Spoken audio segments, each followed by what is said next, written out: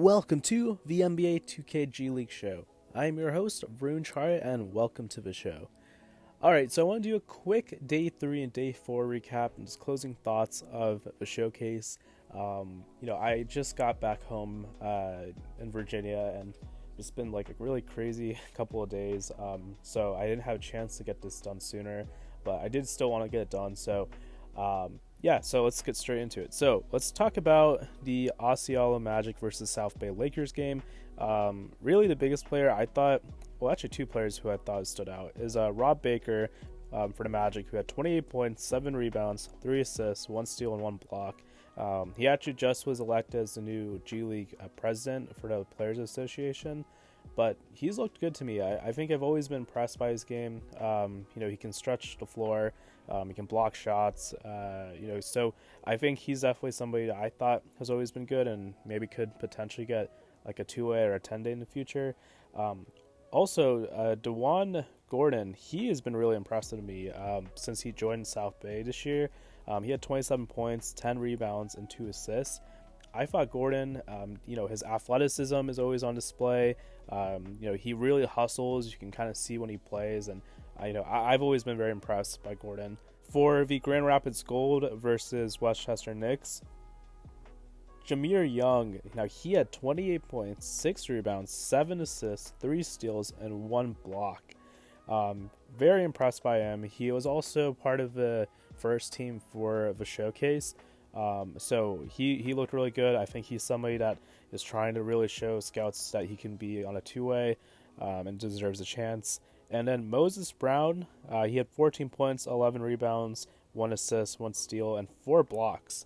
I think Westchester has looked very good when they've had Moses Brown. They were about, 3-1 with Moses Brown when they were beginning the season until he got called up to the Pacers. So he really does make a huge impact for this team. On top of that too, I think and I'll kind of top as, now we know that Westchester did win the final thing at the end of the day.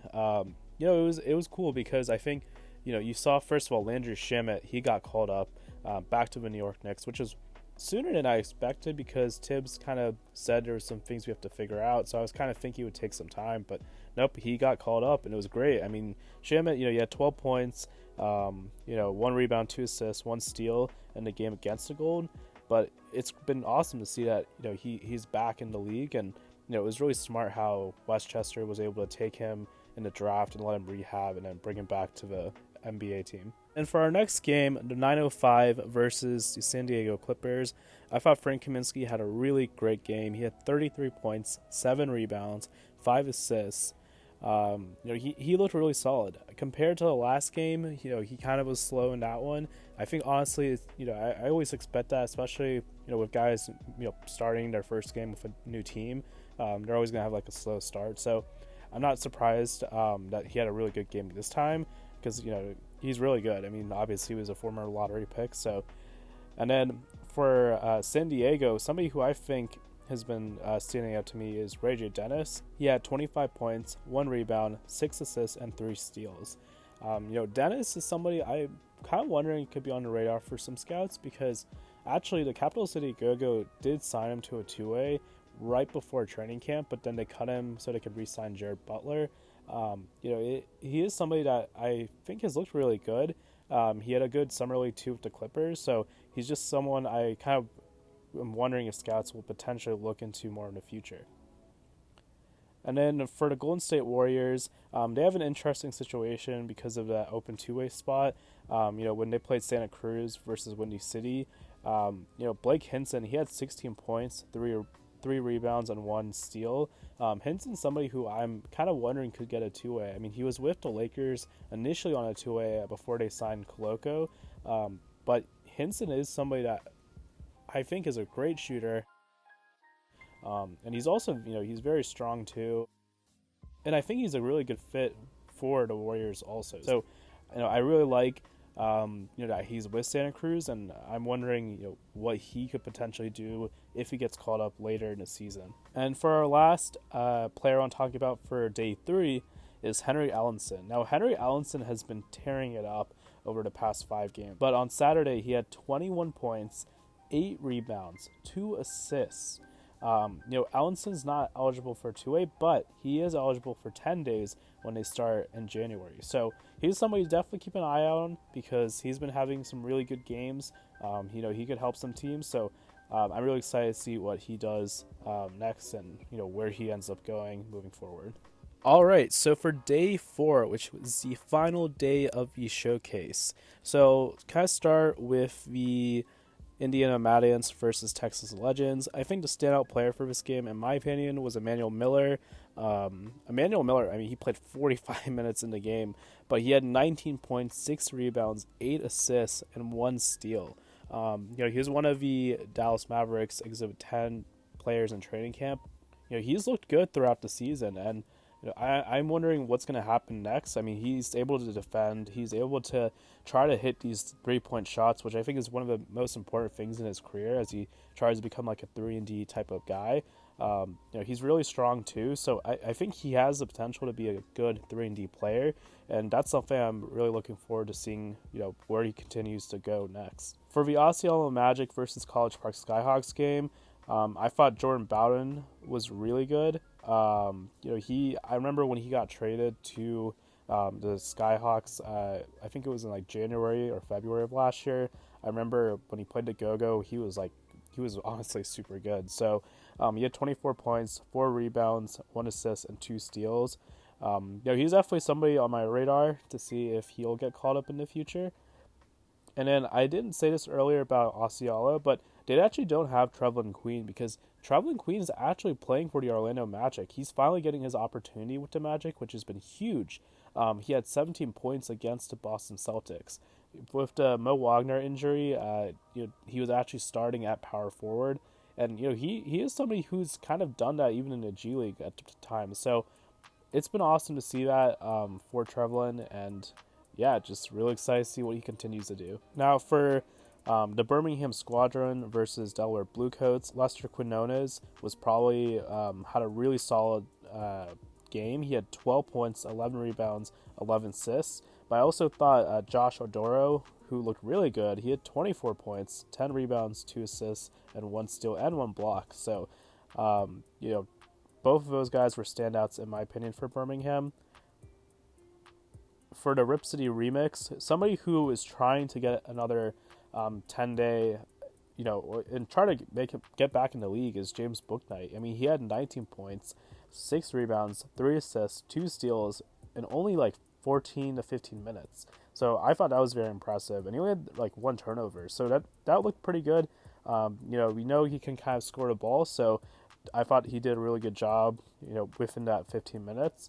For the Cleveland Charge versus Austin Spurs game, David Duke had 31 points, 4 rebounds, 7 assists, 6 steals, and 1 block.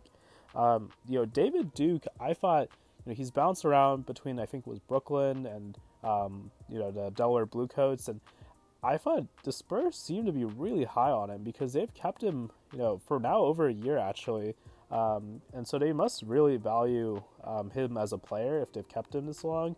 And so he's definitely somebody I wondered that could really help the Spurs, the San Antonio Spurs in the future. So, and then for a Cleveland Charge, I thought Jacob Gilyard looked really good with 14 assists. He had 7 points and 4 rebounds and 2 steals, and he only had 2 turnovers. So that's really solid. And Gilyard was with the Memphis Grizzlies last year.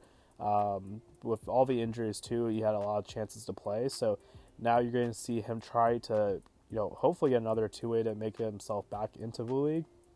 And then Jules Bernard, who I got to see so much last year with the Capital City Go-Go, has been really solid this year. I mean, he had 20 points, 8 rebounds, 5 assists, and 1 steal against the Spurs.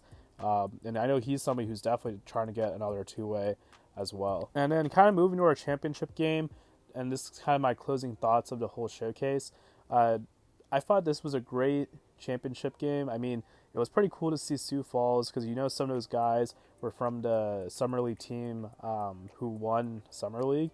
And then you see Westchester where you even have some of those guys who won the showcase last year. So it was kind of cool to see a matchup like this happen between the teams.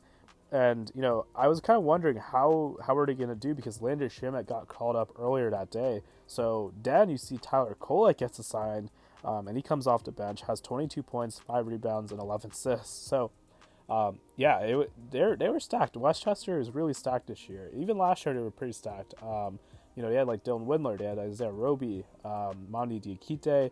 Like, they had some really good players there too. Oh yeah, and like Brandon Goodwin. So, had really talented players there. So, it was cool to see that they were able to get some of their guys back. They were healthy, got some players assigned. And then for Sioux Falls, I mean, you see Josh Christopher has 31 points. He's looked really good. Isaiah Stevens had 10 points, 13 assists. But he's somebody, I just saw, I mean, it was yesterday that Drew Smith had, gotten hurt. Now I'm starting to really wonder if he will get called up. So I think, especially because if he doesn't soon, somebody else could call him up. So, but yeah, I think Isaiah Stevens had a really solid game. And then Nasir Little also had 28 points, 10 rebounds, and 3 steals and 1 block.